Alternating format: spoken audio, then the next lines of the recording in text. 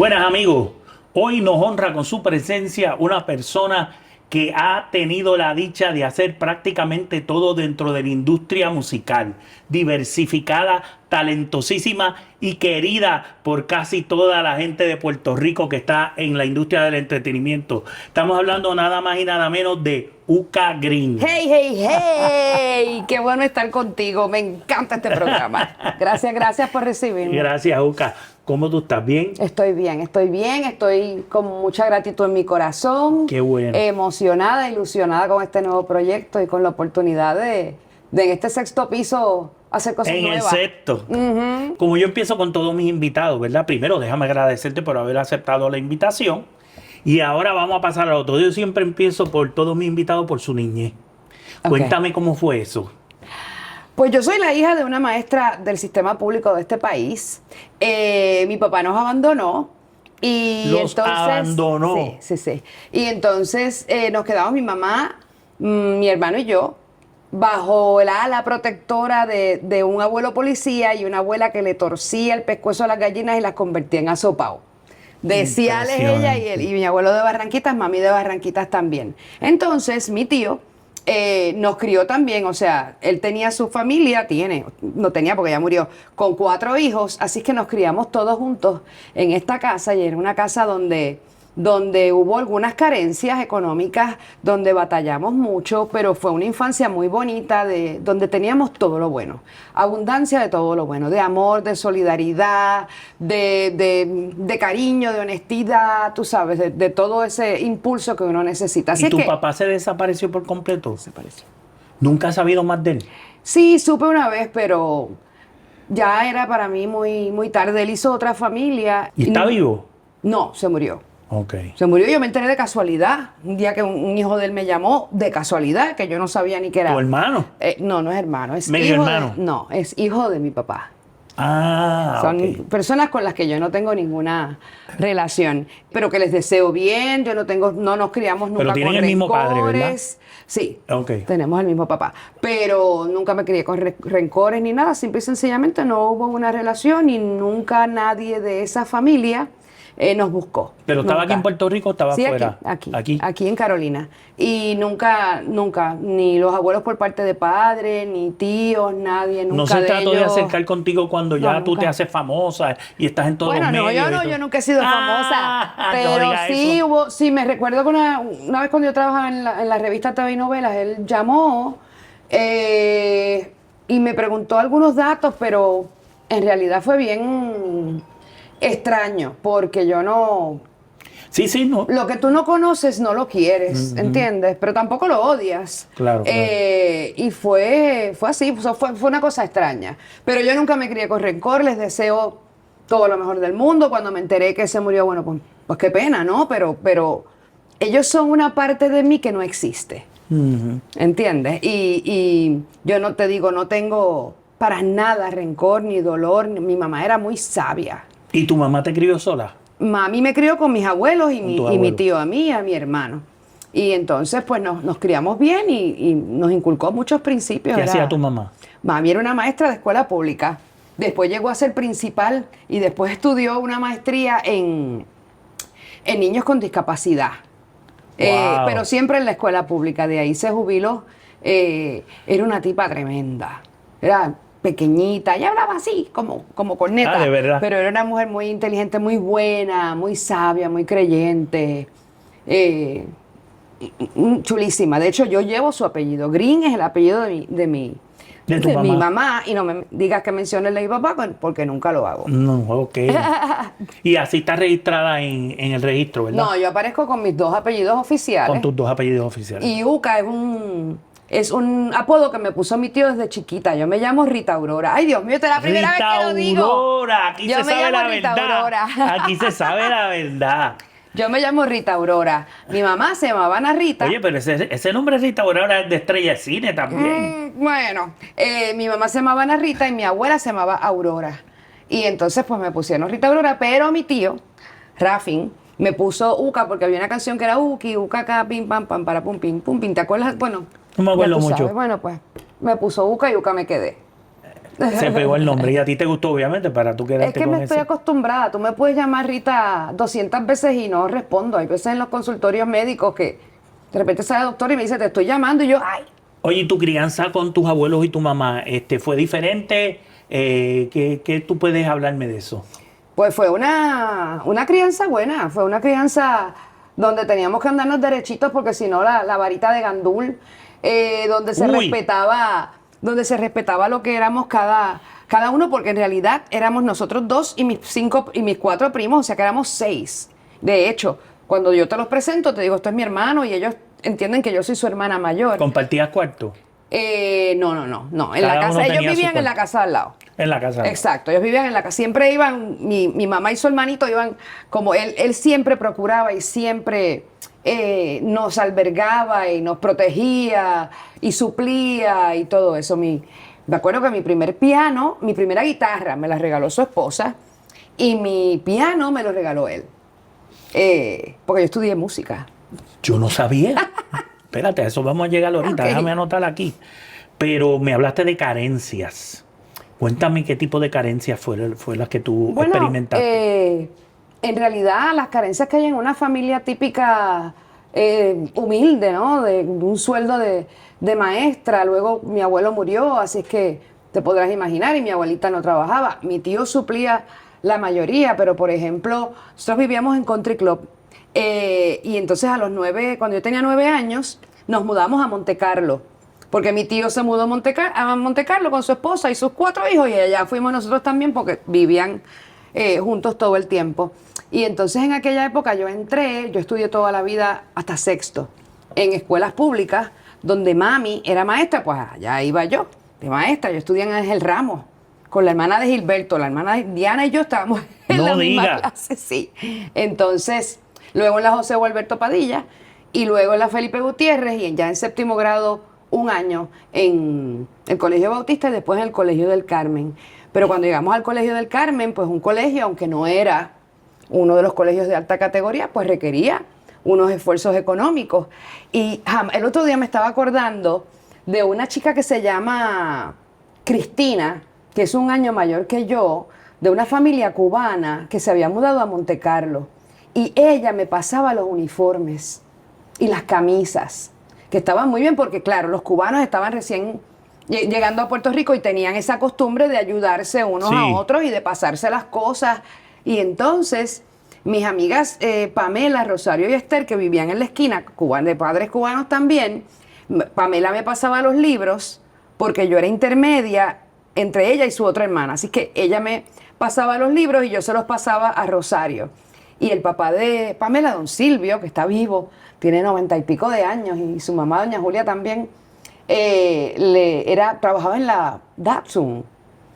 Y ella tenía un Datsun y ahí nos daba pon a todos. O sea que yo tuve siempre ángeles en mi camino que suplían Importante. lo que mami no podía suplir. Y así nos criamos, pero fue buenísimo. Yo siempre agradecida. Tuviste tus juguetitos y. Sí, y claro, tus lo que pasa es que, cosas por y ejemplo, yo no era de jugar con Barbies. Barbie me parecía muy tonta, que ahí está en el libro. O sea, a mí me gustaban las cosas de cocinar, los hornitos Kennel, para hacer plastas como si estuviera cocinando, las bicicletas, porque yo era bastante, tú sabes, tomboy. Funcional. Los columpios, ajá. Me gustaban las maquinillas, de tecletear bien duro, los papeles de carbón para calquear. Y hacer copias, ese tipo de cosas a mí me encantaba, y obviamente pues también la música, porque fui musiquera desde chiquita. Espérate, de eso vamos a hablar ahora, que me lo has mencionado ya 2 veces. Y un dato que yo no conocía.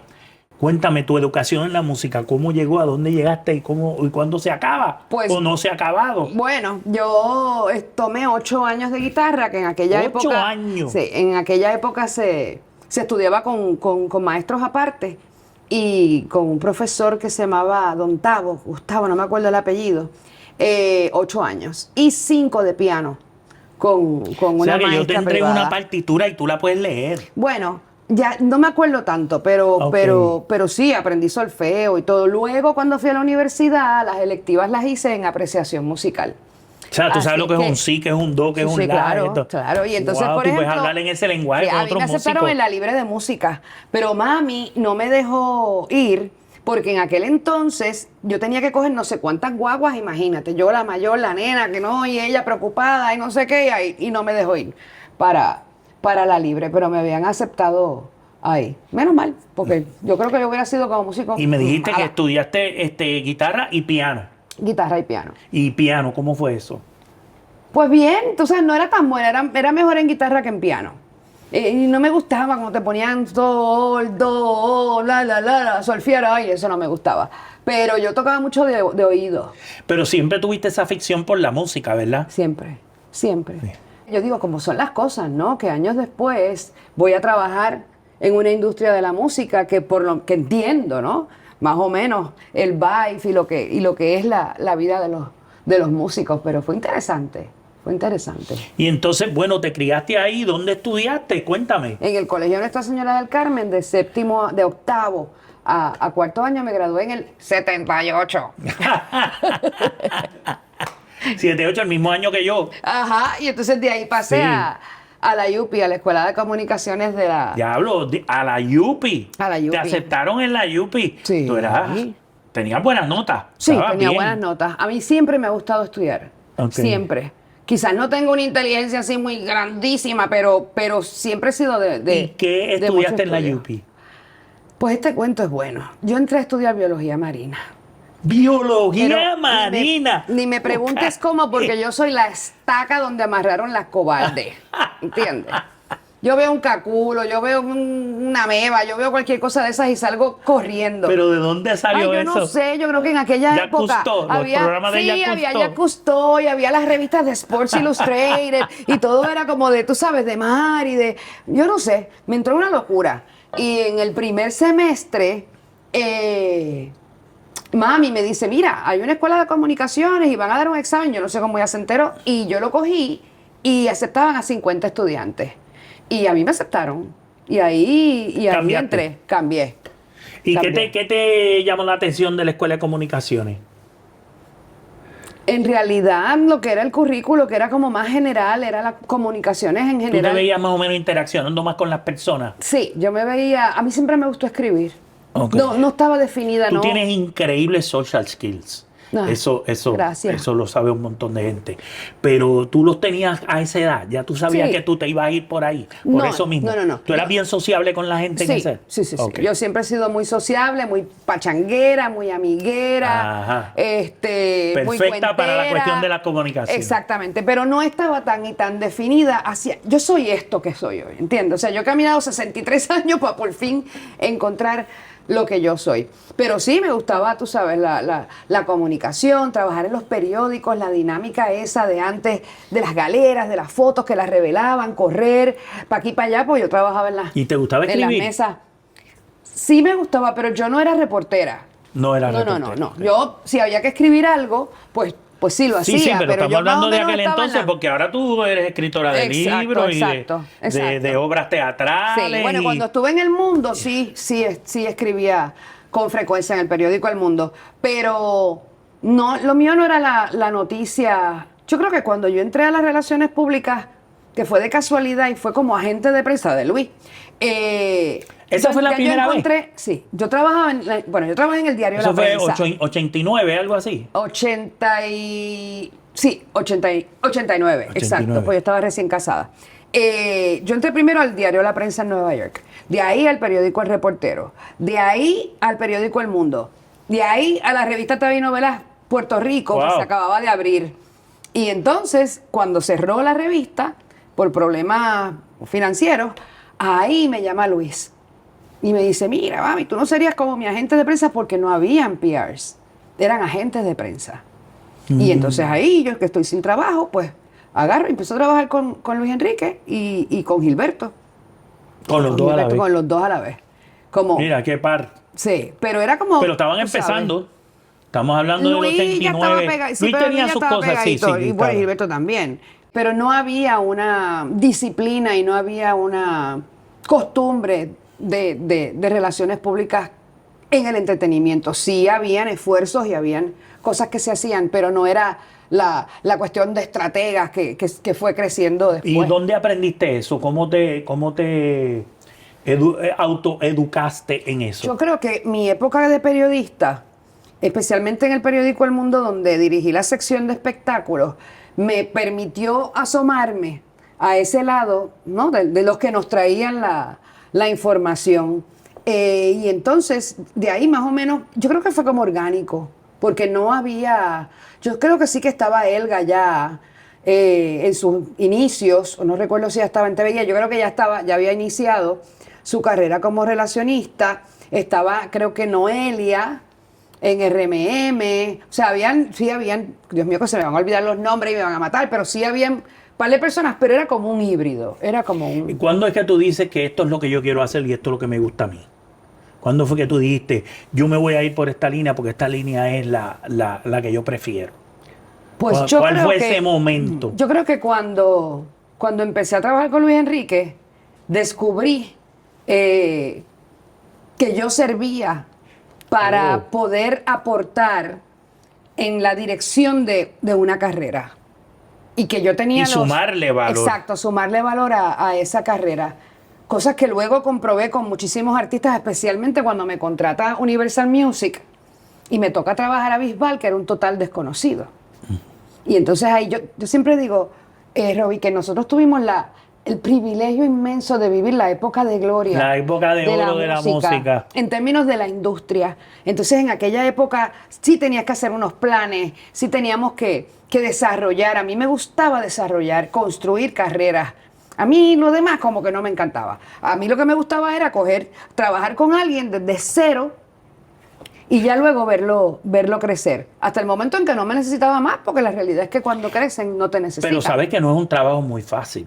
No, pero era... Tú tienes unos pesos y contrapesos y unos tiras y unos alas de la disquera del artista. Era estresante de los medios. El ego de los artistas a veces es bien difícil bregar con de los medios, de todo. Cuéntame de todo eso. Pero es lo que más satisfacción te da y ahí tú te sientes que estás aportando un granito a la cultura popular. Y es lo que a mí me gusta, ¿entiendes? Entonces, tú puedes cantar maravillosamente bien, pero si tú no tienes a alguien detrás que te guíe, que te lleve, no vas para ningún lado. Cuando trabajamos a Melina para Tropics Music, Melina, ¿te acuerdas que tenía su pelo largo, no sé qué? Y en aquel shooting yo le agarré el pelo y le dije a Wanda Monte, córtale, que Melina empezó a llorar. Y entonces en aquella época estaba Giselle, Olga, Ashley, Mili Quesada, eran un montón y yo tenía que ver cómo la entraba ella a ese mercado. Y entonces entre todos dirigimos y dijimos, pues vámonos como la mujer liberada. ¿En qué tú te dejabas llevar para lograr ese balance de los intereses económicos de la disquera, el ego del artista y todas las otras cosas que están ahí en confluencia? Porque son intereses en conflictos a veces que la única persona que los puede armonizar o que tiene que servir de mediador es el publicista, sí, que es prácticamente un productor del producto. De la botella de Coca-Cola que te toca vender. Sí, yo a veces me paraba y decía, no sé, espérate señores, vamos a buscar el happy medium.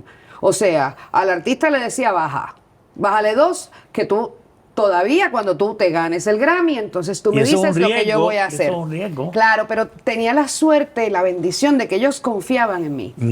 ¿Entiendes? Él decía, si tú confías en mí, o sea, cuando tú cantas, eso eres tú. Pero por lo demás me toca a mí. Cuando ya tú estés encaminada, te vas tú sola, ¿entiendes? Y entonces al disquero igual le decía, espérate un momento, tú sabes, no te puedes poner como muy gritty con esto, o sea, no es ni para ganar chavos de más, ni para, o sea, es la inversión justa para que crezcan ambas partes y obviamente que sea beneficioso. Pero yo siempre he tenido como carácter fuerte. Totalmente. Sí. ¿Tuviste choques con artistas por eso? Por decirles la verdad. Porque tú, o sea, tan fea como tan fraca. No, tan what you see is what you get. Sí. O sea, y yo no voy a adorarte la píldora cuando yo lo que te tengo que decir es esto, porque yo he estado contigo. No, muchos se enojan en el momento, pero después lo aprecian. Aparte de que también yo lo hacía con respeto, entendiéndolos, porque yo sabía, no había nadie más cerca que yo que supiera cómo se sentían, qué problemas tenían, cuáles eran sus destrezas, cuáles eran sus limitaciones. Lo que tú estás diciendo ahí son palabras mayores. Exacto, entonces tú conoces y tú sabes desde dónde viene ese artista, ese coraje, ese talento, esa actuación, y entonces ahí con eso brega. Yo sabía cómo hacerle el approach y ellos siempre estuvieron claros de que mi interés era bueno. ¿Tú estudiabas el sujeto antes de empezarlo Sí, a totalmente. promover? Totalmente.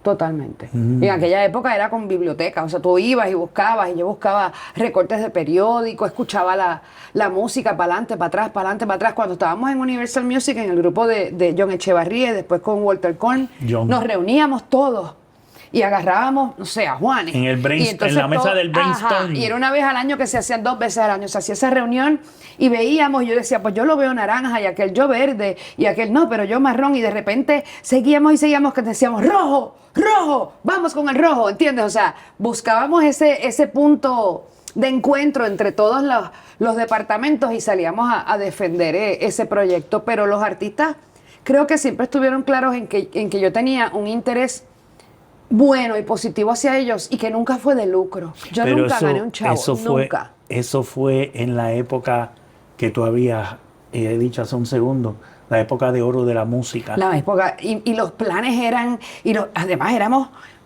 bueno, lo voy a decir y me pones un beep, pero éramos... ¿Entiendes? O sea, en el sentido de que había que pelear por el espacio y yo iba con el mío y el mío estaba por encima de fulano, sutano, mengano, no le pasaba el rolo a nadie, pero... En ese entonces se desarrollaban artistas. Se desarrollaban y se construían carreras. Se construían Se construían carreras, que es lo que a mí me gusta. Mira, cuando yo veo a 7, por ejemplo, cuando veo a tantos, porque son tantos, pero por ejemplo yo veo a 7 y a veces me dan hasta ganas de llorar, porque cuando 7 llevaba detrás de mí un montón de tiempo y me dice, yo tengo una canción, me invita un día a desayunar, un 3 de enero, jamás se me olvida, y yo tengo esta canción que te la quiero enviar y qué sé yo qué, y yo con sabiduría más de adulta, él me dice, ¿y cuánto me vas a cobrar? Y yo digo, ¿y con qué tú me vas a pagar? Y me dice, tengo un carrito que vamos a vender, y yo le dije, no, espérate un momento, vamos a hacer una cosa, envíame la canción, vamos a trabajar porque yo sé que tú estás detrás de mí, así que bueno, pues tienes la suerte de que siento que sí, que lo debo trabajar y vamos a ver si la rana echa pelos, ¿no? Si esto da. Y cuando llego a casa, como a las 2 horas, me envía Tengo tu love. Y cuando yo escuché esa canción, a mí me dio como una cosa porque había el pelo, esto aquí adentro, el cuero cabelludo me vibraba. Y yo dije, ay Dios mío, esto es un palo, esto es un palo, esto es un palo. Y empezamos a trabajarlo. Él, su entonces esposa Jessica, Andrés Colillo, éramos nosotros 4. ¿Tú no crees que eso es una ventaja que tú tienes sobre las otras personas que hacen que están en este negocio haciendo lo que tú haces? Que tú puedes reconocer lo que, o sea, tienes la vibra musical y puedes reconocer lo que es un hit.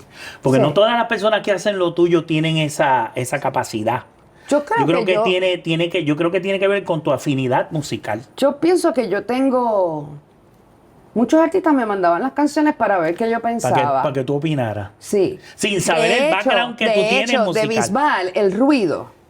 Sí. No me acuerdo qué disco fue, que Eric Valentín, que era mi dupla de trabajo, buscando, y había que promover otra. Y yo le digo, diatre, Eric me dice, ¿tú escuchaste esa canción? Y yo, anda, ¿qué vamos a hacer? Y qué sé yo qué. Y la soltamos así como por la derecha y se convirtió en un exitazo que nadie no estaba contemplado por la disquera. Yo me acuerdo, tú estuviste en la reunión de Tropics cuando se escogió Mujeres Liberadas. Sí, eso claro. Fue allí en las oficinas de Arturo Díaz, en Empresa Estaba Eduardo Reyes, estabas tú, sí. Estaba Melina, sí. Estaba Don Stockwell, yo no sé si se acuerdan de Don Stockwell. Sí. Ese personaje mitológico pues eso boricua. A mí me encantaba, era muy estresante, yo tenía una vida con 4 niños, mi esposo, o sea, era... ¿4? Era fuerte, sí, yo tengo 4, solamente. ¡Wow! ¿Solamente? Sí, yo tengo ¿Te hubiese gustado tener más? No, fíjate. Okay.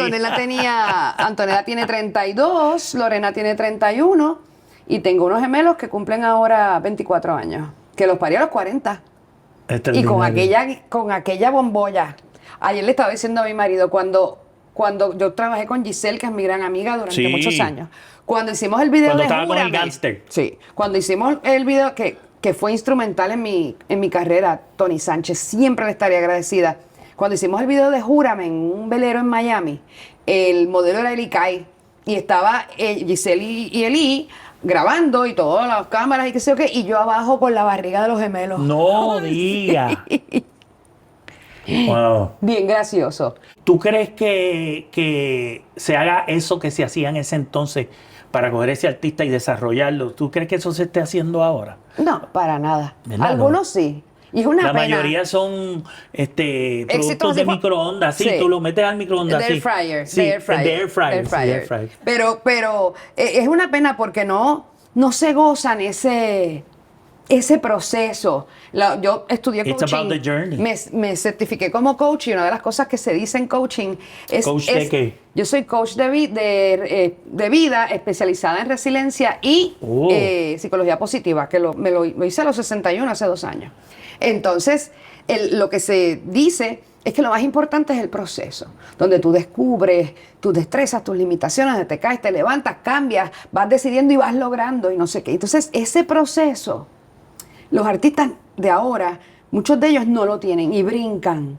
Y entonces se pierden ese proceso de madurar. Sí, sí, sí. De madurar, que lo tuvieron los reggaetoneros al principio. No se trata de la destinación, se trata de la travesía. Exactamente. Ese proceso lo vivieron Don Omar, Héctor y Tito, Sí.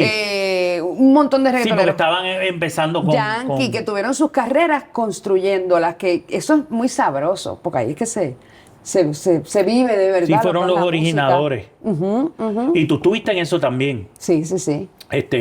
Llegaste a trabajar con VI Music. Sí, claro, porque Claro, VI sí. Music tenía una sociedad con Universal. Claro. Y entonces a mí Y me ahí tocaba, te yo trabajé toca. con Don Omar, con Daddy Yankee. No, con Yankee no. No, con Yankee no. Yankee lo trabajaba yo creo que... Con Héctor y Tito. Primero Brenda Rodríguez y después Elga.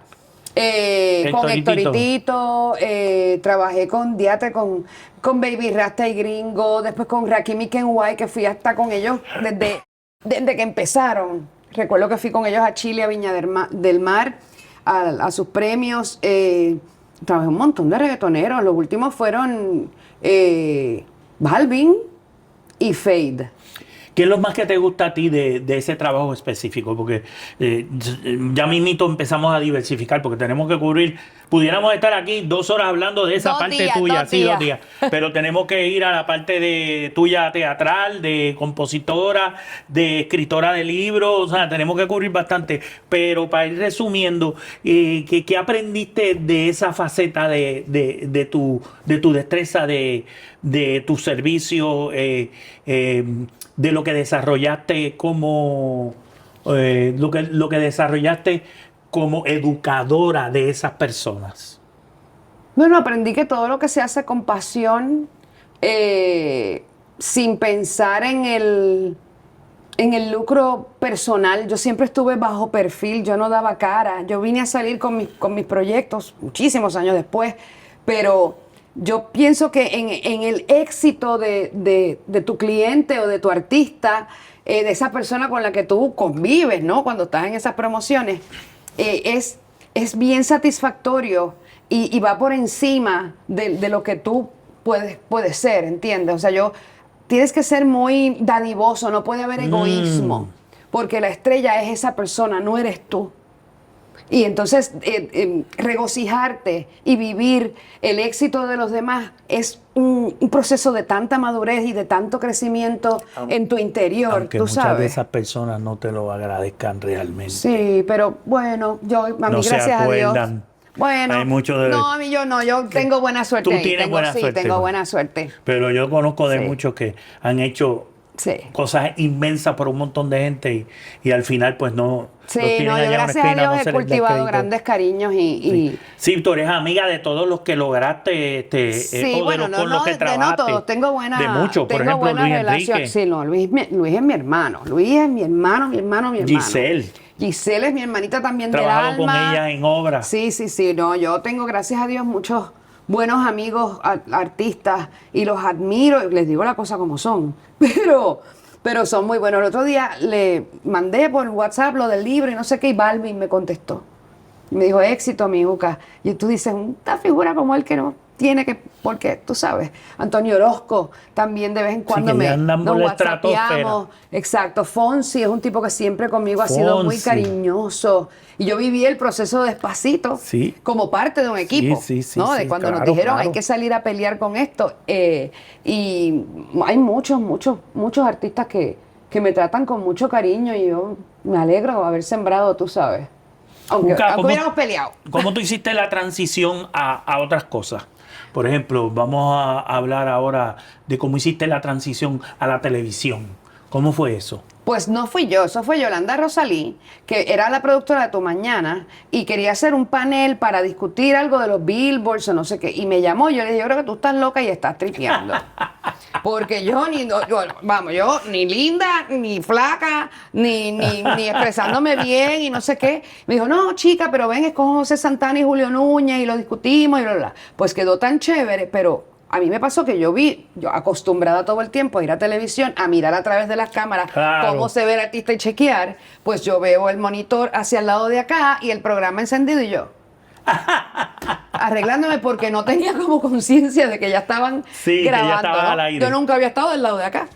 Y gustó tanto que de ahí entonces nos Sí. dejó, se convirtió en el panel de lujo, que la pasábamos bomba. De ahí entonces me llamaron de los 6 de la tarde, que me llamó Jessica Rodríguez y le dije, hermana, usted acaba de infartar y no se ha enterado. Yo soy demasiado bocona para ese programa. Y me dijo, pues precisamente por eso. Bueno, estuve los 6 de la tarde, de ahí a una buena tarde. Yo fui la Rosa de Guadalupe. ¿Tú sabes eso?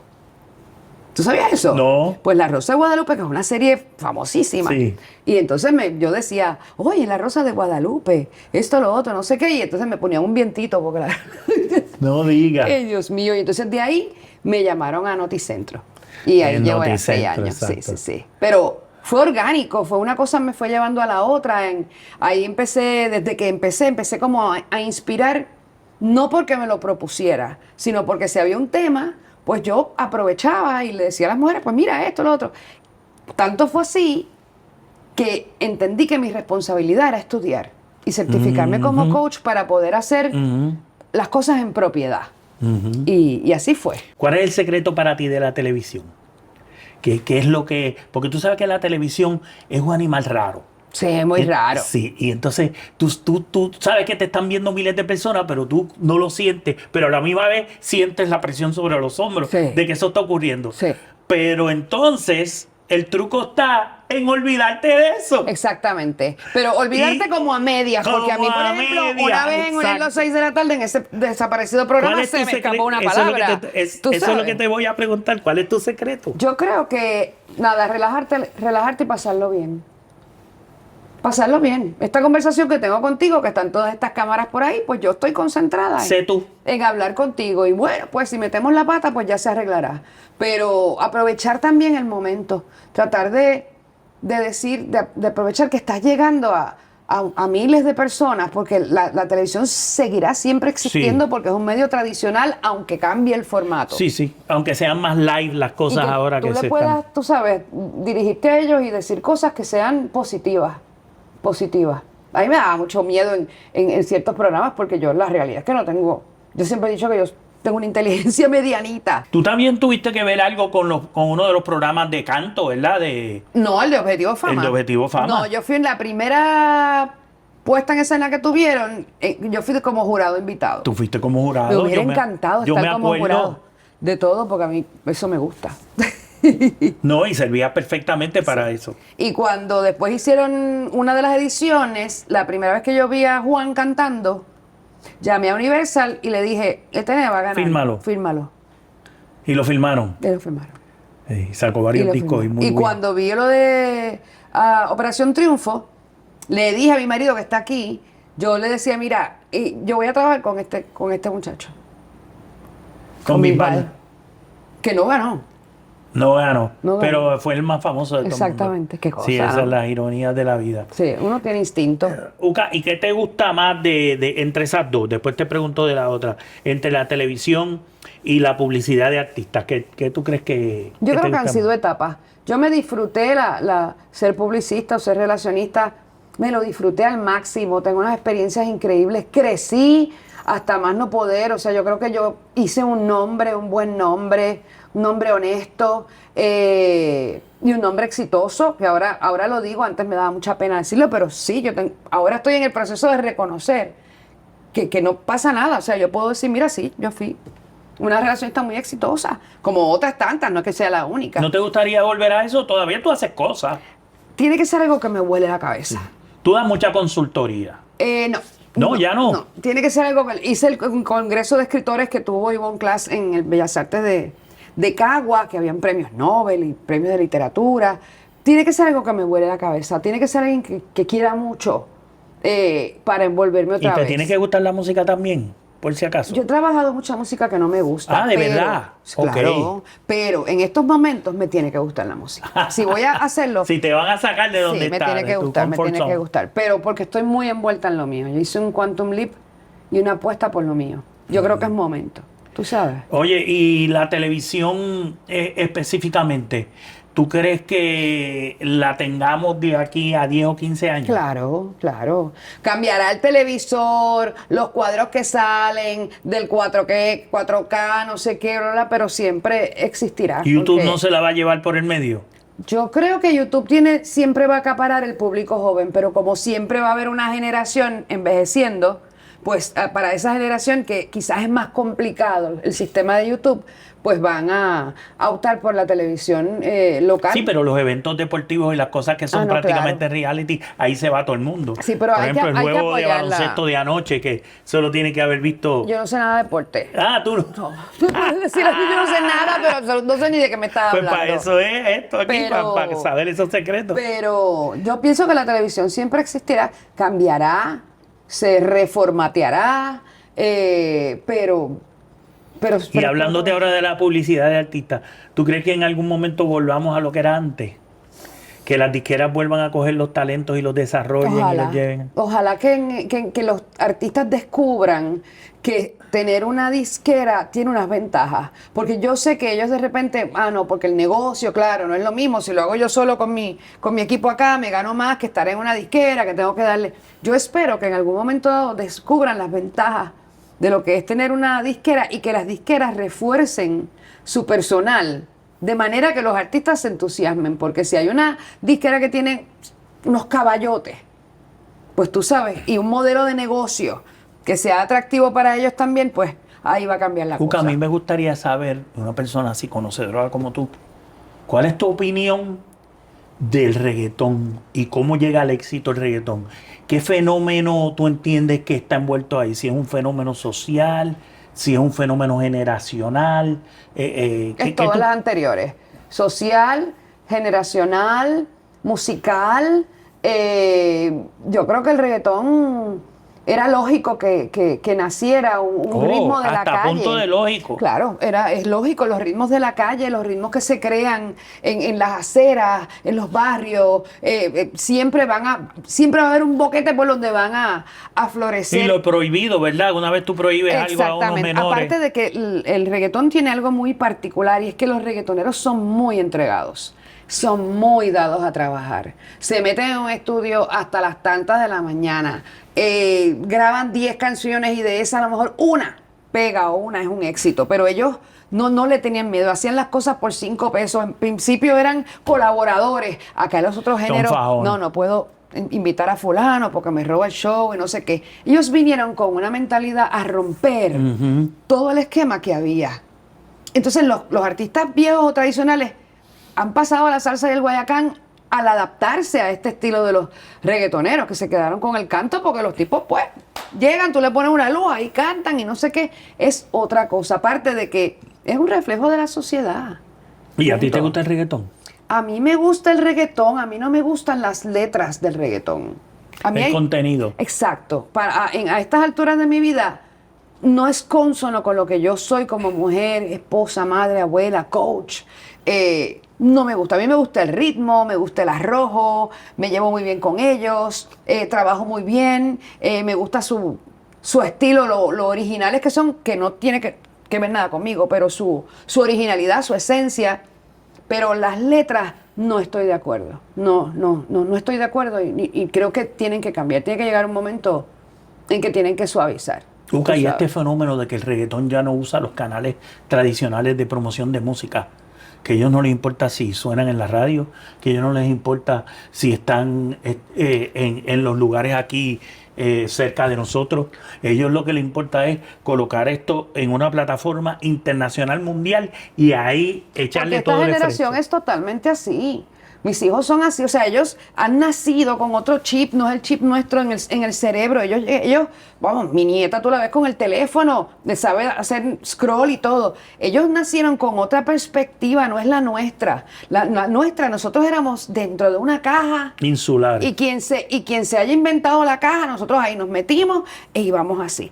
La nueva generación no tiene caja, que es lo que me pasa a mí con el libro, que no hay caja ahí. Pero ellos no tienen cajas, no hay barreras, no hay limitaciones. Y ellos quieren hacer esto y lo hacen. Y yo eso se los admiro, que me gustaría que se enderezaran. Sin limitaciones. Sin limitaciones, y no les importa. Y son felices cuando generan 3 pesos, tan felices como cuando generan 3 millones. Digo, vamos, claro, 3 millones le van a producir más felicidad, pero no tienen fronteras, es otra visión totalmente Pero distinta. tienen la cultura que los artistas de antes tenían. No para nada,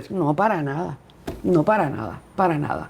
No tienen esa educación. Son tunnel vision, entonces ellos. Exacto. Yo pienso que ahí han perdido esa educación, esa madurez, esa cultura, unas normativas que siempre se deberían respetar. Pero tampoco los culpo, tú sabes. ¿Cuántos es un años tú fenómeno crees hay que le quedan entender. al reggaetón? ¿Cuántos años? Yo creo que 5. 5. 5 como mucho. Sí, lleva bastante, ¿verdad? Lleva demasiado. ¿Y qué lo sustituye?